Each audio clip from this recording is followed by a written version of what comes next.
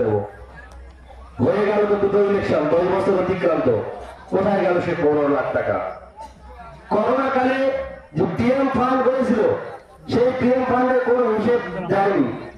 ঠিক অনুরূপ ভাবে যদি আপনারা রাজ্যের দিকে তাকিয়ে দেখেন, রাজ্যে তো আরো অবস্থা খারাপ। সেখানে চাল চুরি, ডাল চুরি, আম ফলের ত্রিপল চুরি, কয়লা চুরি, বালি চুরি। এখন বর্তমান সময় যদি আপনারা খেয়াল করে দেখেন, তৃণমূল এত উন্নয়ন করেছে, উন্নয়ন টিয়ার জেলে বন্দী হয়ে আছে।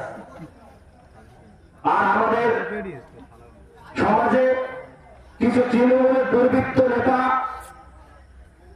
যারা বলে থাকে আমরা নেতা, এই সমস্ত মানুষেরা তারা দাপিয়ে বেড়ায়। বলে বন্ধু খেয়াল করে দেখুন, এই সন্দেশকারী শাহজাহানের মতো যখন পড়বে আইনের কাছে, তখন তোমার ওই মানুষ